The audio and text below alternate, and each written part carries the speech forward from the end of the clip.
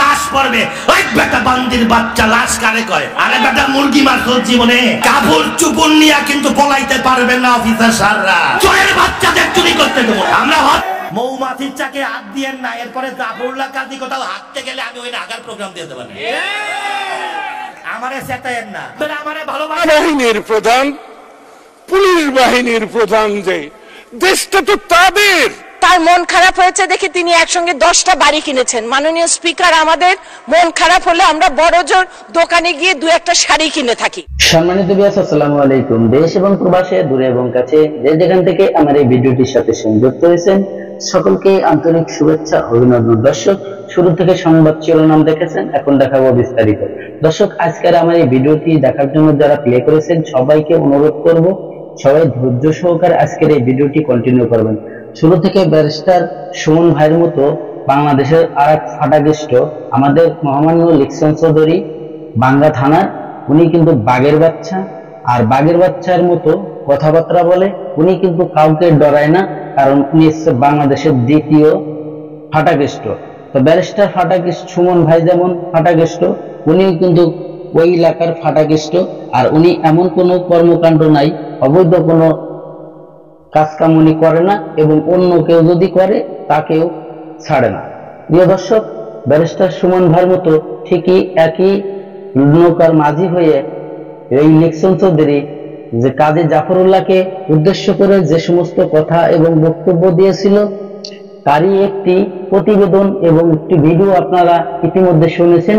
আর চলুন পুরো ভিডিওটির মধ্যে কি বলে এবং কারে কি বলতেছে এই লিকসন চৌধুরী এবং তার এলাকার যে জনসাধারণের জন্য যে সমস্ত বক্তব্য দিচ্ছে, সেই বক্তব্যগুলো যদি আপনারা শোনেন তাহলে আশ্চর্য হয়ে যাবেন যে একজন মানুষ কিভাবে এ ধরনের কথা বলতে পারে। তো চলুন আমরা সেই ভিডিওটি দেখি।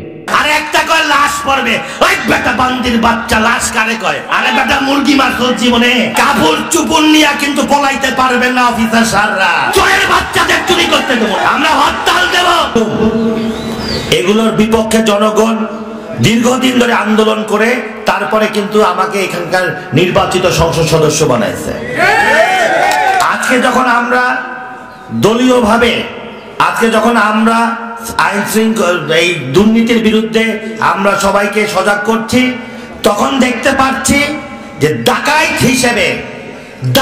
হিসাবে 2জন লোক ডাকাতি করতে ভাঙ্গায় আসছেন। মনে করছেন যে ডাকাতি করে চলে যাবেন আর ভাঙ্গার মানুষ বসে থাকবে।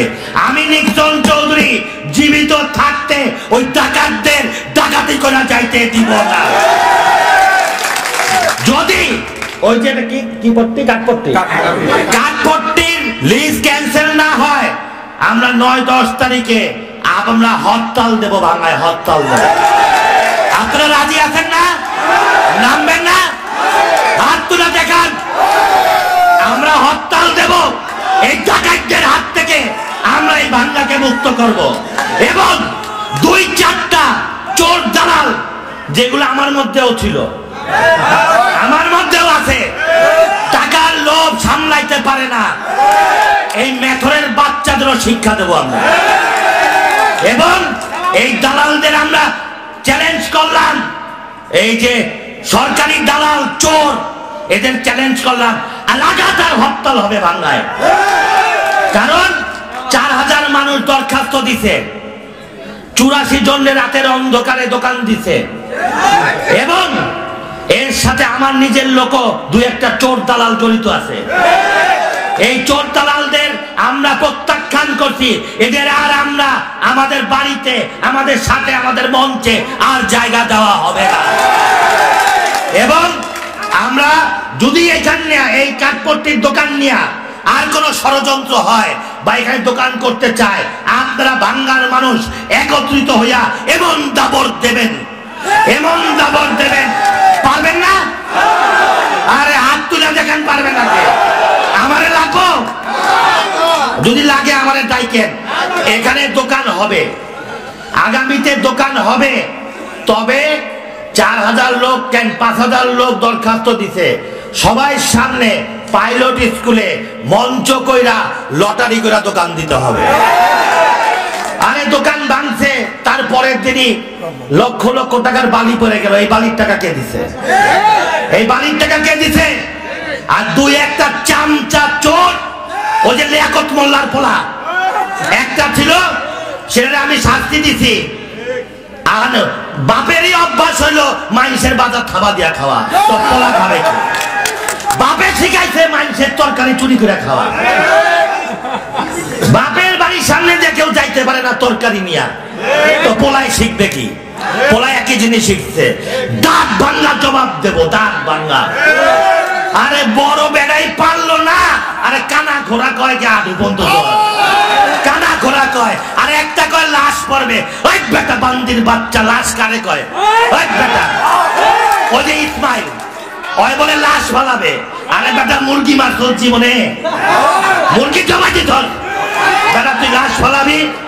আমি বলে যাচ্ছি, হুকুম দিচ্ছি, এই চোরের বাচ্চাদের, যারা সরকারি চোরদের সাথে হাত মিলাইছে, আরে বেটারা বুঝতেছে না মাইন্সের কাছে টাকা নিতে। আরে এই সরকারি চোরা তো কালকে বদলিয়ে যাইব, মাল ফেরত পাবি কই? ফেরত পাবি কই গাধা? তাই ওই মার্কেট তো দূরের কথা, এক কোদাল মাটি হাঁটলে বা যদি কোনো দুর্নীতি হয়, এইবার আমি নিজে নামবো, আমি নিজে নামবো, দেখি বাংলাদেশে কোন বেড়া আছে আমার টাকায়। এই বিশ্বরোধ আজীবনের জন্য অবরোধ করে দেবো। মামলা খাইলে আমি খাবো, জেল খাটলে আমি খাটবো, কিন্তু দুর্নীতি করতে দেবো না, চুরি করতে দেবো না, ওই চোরের বাচ্চাদের চুরি করতে দেবো না, ওই ডাকাতের বাচ্চাদের ডাকাতি করতে দেবো না। আপনারা আছেন না? লক্ষ লক্ষ লোক রাস্তায় নামাবো, ওই চোরের বাচ্চারা বাংলার মাটির টিকা চুরি কইরা দালালি কইরা রাতের অন্ধকারে দোকান দেবে, আর আমরা আঙ্গুল চুষবো। সাংবাদিক, রাজনীতিবিদ যারা আছেন, দোকানদাররা পুরা ভাঙ্গা, আমরা হরতাল দেব, আমরা হরতাল দেব। এই সরকারি চোরা আর আমাদের দালালদের বিচার করব। শুনেন, একটা কথা কই, ভদ্র এবং ঠান্ডা মাথায় থাকি, তাই কিন্তু মনে করেন না দুর্বল। এই থাবা দেখছেন, এটা সিংহের চেয়েও কঠিন থাবা, কিন্তু কাপড় চুপুর নিয়ে কিন্তু পলাইতে পারবেন না অফিসার সাররা। কাপড় চুপুর নিয়ে কিন্তু পলাইতে পারবেন না। বাংলার মানুষের ইতিহাস কিন্তু সংগ্রামী ইতিহাস। এই বাজারে একটা দোকানও চুরি কইরা দালালি কইরা কেউ দিতে পারবেন না। এটা নিক্সন চৌধুরীর চ্যালেঞ্জ। আমি নিজে নামবো এবার, আমি নিজে আইসার নাম মধ্যে এই কোন বেড়া আছে আমার সামনে দাঁড়ায়, আমি দেখি প্রশাসনের কত বড় খেলাম আছে আমার সামনে দাঁড়ায়। কারণ 86টা দোকান, 88টা দোকান রাতের অন্ধকারে বালু ফলাইয়া লটারি ছাড়া দিয়ে দিল। আর লোকরা কি দোষ করছে? বাজারে অন্য মালিকরা নাই, তারা পাবে না? বাংলার মাটি রক্ষা করা আমাদের ইমানি দায়িত্ব। এবং 24 ইউনিয়নের লোক আইনা এই বিশ্ব রোড অবরোধ করব যদি প্রশাসন ওনার টিওনো এবং এসিল্যান্ডের এটা বিভাগীয় তদন্ত না হয়। যদি এই দুর্নীতির তদন্ত না হয়, আমি আন্দোলনে নামবো। আমি চাই যে আমি সারা বাংলাদেশে দেখাতে চাই যে কিভাবে চুরি করে লুণ্ঠন করে এই অফিসাররা এই আমাদের কিভাবে গরিব মানুষে ঠকাচ্ছে। তাই ওই চোর ইসমাইল, ডাকাত ওই হায়াত আলী, আর ওই যে বন্ড ভাইস চেয়ারম্যান ইসাক মোল্লা লেবাস পরে রাজ্যের অন্ধকারে দুর্নীতি করে। তাই এদের বিরুদ্ধে আপনারা সজাগ থাকেন, দিন কিন্তু একটা না, এমন শিক্ষা দিব যে মৃত্যুর আগ পর্যন্ত মনে রাখবে। তাই আমরা বাঁচা থাকতে বাংলার মাটিতে এক কোদাল একটা দোকানও এই বাংলা বাজারে কেউ দুর্নীতি করে দিতে পারবে না। আমি মাননীয় প্রধানমন্ত্রীর কাছে দাবি জানাবো বাংলার জনগণের পক্ষে যে আপনি টিওনো আর এসিল্যান্ডের বিভাগীয় তদন্ত করেন, দুর্নীতির তদন্ত করেন। এরাই এই দেশ কিন্তু একদিন খায়া ফেলাবে নেত্রী, এই দেশ খায়া ফেলাবে। আমরা জনপ্রতিনিধি, আমি এলাকার এমপি, এই দোকান দেওয়ার সময় একটা বারও আমারে ফোন করে জিজ্ঞেস করে নাই। এই জনগণ আমারে ভোট দিতে তাদের অধিকার বাস্তবায়ন করার জন্য, দুর্নীতি মুক্ত করার জন্য। আমাকে যতই চাপ দেন, আমার শরীরে রক্ত থাকতে আমি দুর্নীতি করতে দেব না। দেব না তো দেবই না। আপনারা প্রস্তুত থাকেন, 10 তারিখের মধ্যে যদি এই বরাদ্দ ক্যান্সেল না করে, তাহলে ভাঙ্গায় 11 তারিখে সকাল সন্ধ্যা হরতাল ডাকা হবে এবং সবাই নামবেন, পুরা বাজার বন্ধ করে নামবেন, সব বাজার বন্ধ করে নামবেন। এবং আমরা এসছি দুর্নীতিবাজদের সাথে যারা সহযোগিতা করছে তাদেরও বিচার চাই। আর আমি যা বলি তা কিন্তু আমি করি। অতএব 10 তারিখের মধ্যে ক্যান্সেল না হলে 11 তারিখে আমি বাড়ি আসবো এবং সকাল সন্ধ্যা হরতাল দেব, বিশ্বরোধ অবরোধ করব। দেখি কত গুলি আমাদের বুকে চালাইতে পারে, কিন্তু দুর্নীতি করতে দেব না। ভাঙ্গার মানুষ 40 বছর এই দুর্নীতি থেকে মুক্তি পাওয়ার জন্য আমাকে ভোট দিয়েছে। এই মানুষ স্বপ্ন দেখছে বাংলাকে একটা সুন্দর স্বপ্ন করার জন্য। সেই স্বপ্ন আমরা নষ্ট হইতে দিব না। আপনারা থাকেন, আমি আছি এবং ইনশাল্লাহ দেখি আমরা ওইখানে দোকানও উঠাই কে, আমরা দেখি কার বাপে কারে পয়দা করছে আমি দেখবানে। ঠিক আছে, আপনারা প্রস্তুত থাকেন। সাংবাদিক ভাইরা, আপনাদের যেই প্রেস ক্লাব, সেই প্রেস ক্লাব আমরা আপনাদের তৈরি করে দেব। হ্যাঁ, আর আপনারা আমাদের সহযোগিতা করেন। রাজনীতিবিদ আর সাংবাদিক এক হইলে বড় বড় সরকারও ফিরে যায়। আর এইগুলো তো চুনা পোটা ইন্দুর। ভালো থাকেন। জয় বাংলা, জয় বঙ্গবন্ধু, জয় শেখ হাসিনা।